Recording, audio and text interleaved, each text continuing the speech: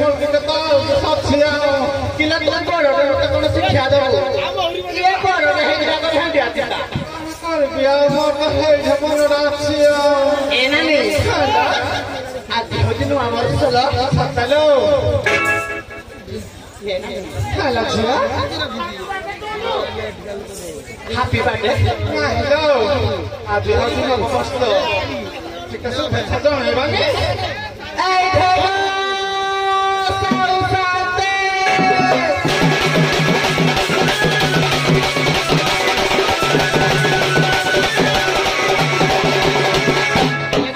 Hola, ni. Kira nama sunanya kau pakale. Iya, ma. Kilo tahu saat ini juga sahabat radio dia ni. Mana seberapa peraturan kita kena dia ni? Enak ni. Hello. Hai, kiri dah kena apa ni? Hello. Maaf, tak kita lihat lagi. Bapa berseru kita tahu ni bapa. Hello. Santani. Dunia haramu.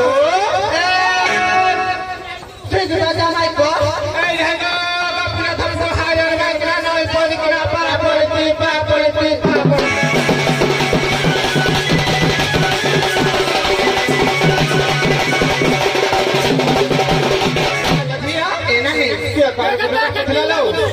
Cailu dah cepat cari bang. Cailu. Kiko kie. Kiko kie lah puju. Baru cari bang puju. Apa saya aku esok dah balik. Enak ni. Hello. Oh bari aku lalu hamur sora. Hello. Cailu. Musa aku kira bilang dalam dalam itu bang. Cailu bang. Dah Musa. Kau pindah ke Puru Hariani. Nua bersara Abhinandana janauti.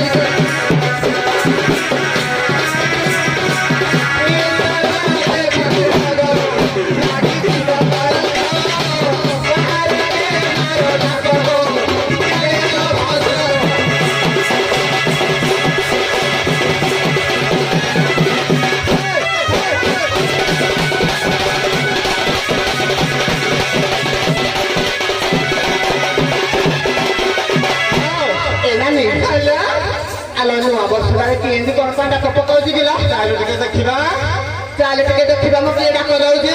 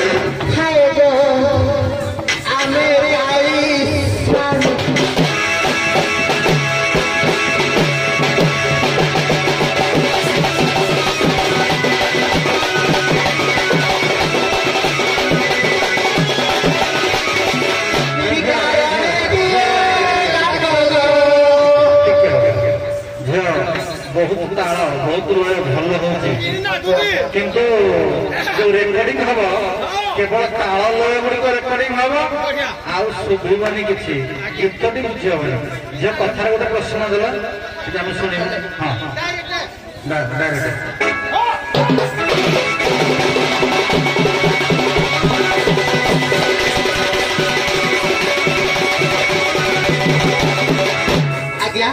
मोर प्रश्न है केउ चंडा लुणी सुत सची पत्नी को से गला संतुष्ट ब्रह्मत्व पाई निज द्वार से पूजित हो केउ चंडा लुणी पुत्र इंद्रदेव को संतुष्ट करी ब्रह्मत्व लाभ कला आ ब्राह्मण को मछर से पूजा पाइला गाना कहबे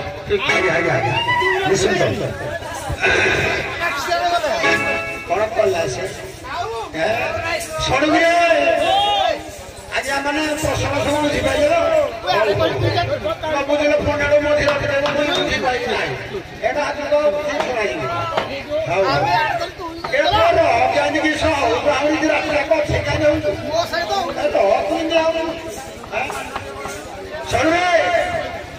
प्रश्न कला केउ चंडाल सुत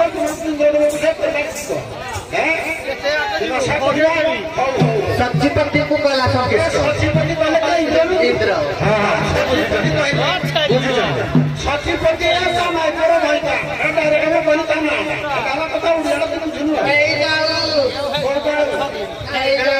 प्रश्न समाधान बेले पक्ष युक्ति तर्क करतु ना किए कौन कहूँ आम देखिए आगे आगे